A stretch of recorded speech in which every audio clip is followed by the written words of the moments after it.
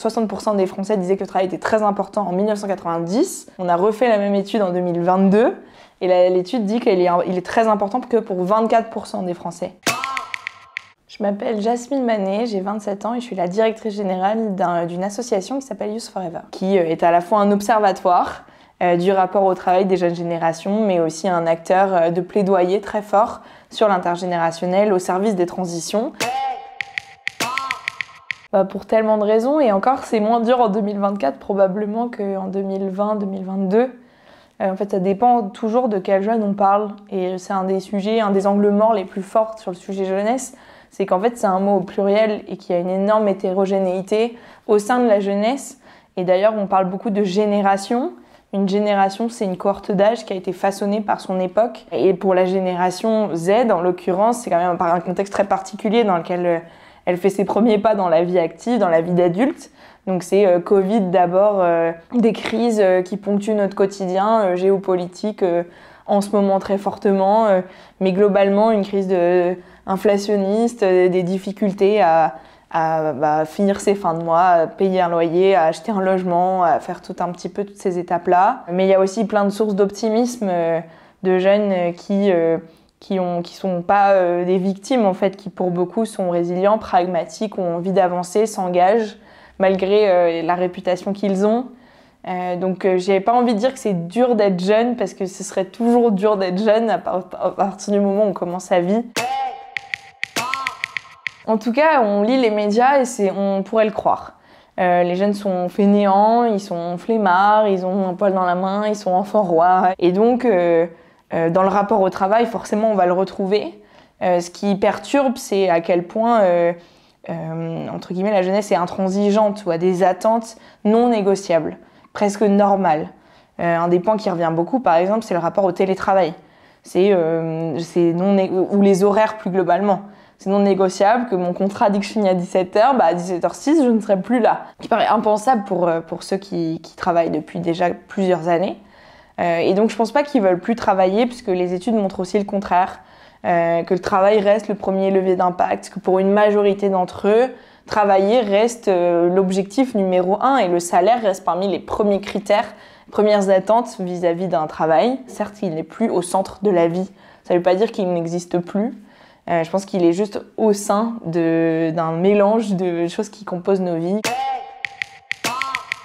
Je pense que déjà, c'est pas nouveau de cette génération, c'est vraiment un mouvement continu qui émerge au fur et à mesure dans un rapport au travail qu'on questionne, d'un travail qu'on peut voir destructeur sur notre santé par exemple, sur notre planète plus récemment. Et donc, on se pose la question de la place de ce travail. Et j'aime bien cette étude de la Fondation Jean Jaurès. 60% des Français disaient que le travail était très important en 1990. Donc, tous les Français confondus, pas que les jeunes. On a refait la même étude en 2022.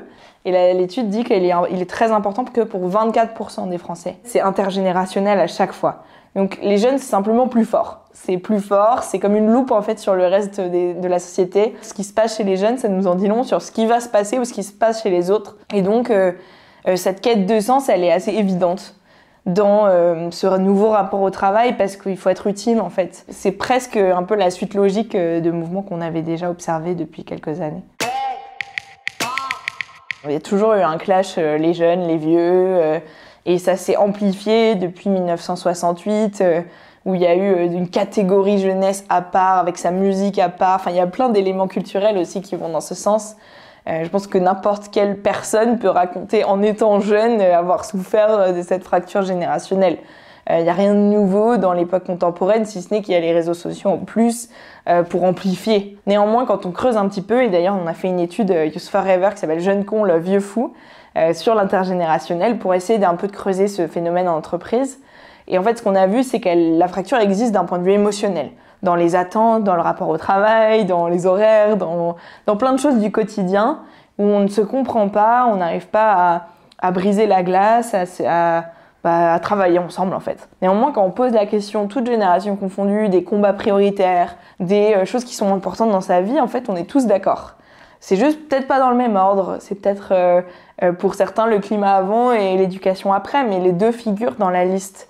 Donc c'est très intéressant en fait de dépasser l'émotionnel pour aller vers le rationnel. Et au fond, il y a une vraie envie de se réconcilier. Tout l'enjeu, c'est d'arriver à créer cette communication, à décortiquer des biais ou des préjugés qu'on a les uns envers les autres, jeunes et moins jeunes, je dis pas le contraire. La première étape, c'est de s'assurer que les gens se côtoient. En fait, par nature, souvent par les lignes hiérarchiques ou par les bâtiments, par plein de raisons physiques ou hiérarchiques, en fait, on n'est pas sûr que cet intergénérationnel se vit au quotidien dans l'entreprise.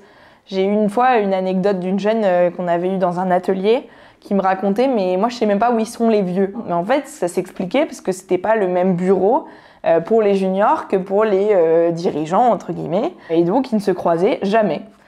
Donc c'est dur de penser de l'intergénérationnel quand on va pas travailler ensemble ou qu'on se voit même pas dans les couloirs. Ensuite, une fois qu'on a réuni les gens, créer du lien, donc soit de manière un petit peu interpersonnelle, soit de se voir beaucoup. Et puis il faut en fait être d'accord sur où on va, sur les objectifs, sur quelles sont les forces de chacun. Et pour certaines, c'est créer des groupes de travail dédiés sur la thématique, comme on fait sur l'égalité homme-femme ou sur la diversité, sur plein d'aspects. On pourrait créer des groupes sur les générations ou sur l'intergénérationnel et en faire une grille de lecture au service des talents et de la transformation. Les jeunes ne sont pas plus engagés pour la transition environnementale. C'est un biais qu'on a en fait où les figures emblématiques je dirais des 5-10 dernières années, avec en tête de file Greta Thunberg, sont très médiatisées sur le sujet. Mais il y a autant de personnalités qui n'ont pas moins de 25 ans qui s'engagent pour le climat, qui sont experts du sujet, qui alarment sur le sujet. C'est pas un sujet jeune et d'ailleurs à son début, déjà c'était pas un sujet jeune. Je prends l'exemple du rapport Meadows, où en l'occurrence, je crois que c'est 1976. Ces deux, ils étaient relativement jeunes, le couple qui l'ont écrit et l'ensemble des chercheurs associés. Néanmoins, c'était appuyé par toute une communauté et le mouvement hippie dans certaines mesures. Enfin, faut aller voir dans l'histoire. En fait, ça n'a jamais été un sujet jeune. Tous les militants, il y a toujours des personnes de toutes les générations. C'est juste qu'on a tendance à focaliser jeunes parce que ça les prend aux tripes et ça peut avoir des conséquences très fortes sur leur santé mentale notamment, ou voire leur santé physique. Une anxiété en fait qui est très difficile à désamorcer parce que leurs leviers d'action sont limités. L'entrepreneuriat pour la jeunesse, c'est clair que c'est un phénomène qui a pris beaucoup plus de place. C'est un rêve en fait pour beaucoup parce qu'il est synonyme de liberté. Liberté d'horaire, liberté peut-être de richesse. Néanmoins, il ne faut pas non plus se voiler la face, notamment le CDI par exemple en contraste avec l'entrepreneur. Le CDI reste le contrat le plus demandé par les jeunes parce qu'il est synonyme de sécurité, de stabilité, qui donne accès à des choses dans la société qui sont beaucoup plus difficiles quand on est entrepreneur. Après, maintenant, ce qu'on observe, c'est peut-être le pluri-emploi. Donc, le fait de faire plusieurs choses en même temps. Donc, tu peux être à la fois salarié et entrepreneur. Donc, en fait, on voit émerger de plus en plus de différents moments de vie. On va faire l'un, puis l'autre, puis l'un, puis l'autre, ou l'un en même temps que l'autre. Du coup, l'entrepreneuriat, je pense, va se démocratiser dans son sens où on gère ses propres projets. Déjà, il faut regarder le milieu associatif. Le nombre d'assauts qui sont créés par des jeunes, c'est un exemple d'entrepreneuriat pour moi. Donc, ça se déploie. Mais il faut quand même revenir encore une fois à de quel jeune on parle et puis à un principe de réalité qui pour beaucoup c'est pas encore le moment. Le message que j'aimerais faire passer, je pense, auprès de jeunes, c'est déjà de décomplexer le moment du début de la vie active. Parfois on se trompe et c'est pas grave, mais il faut aussi élargir un peu ses horizons.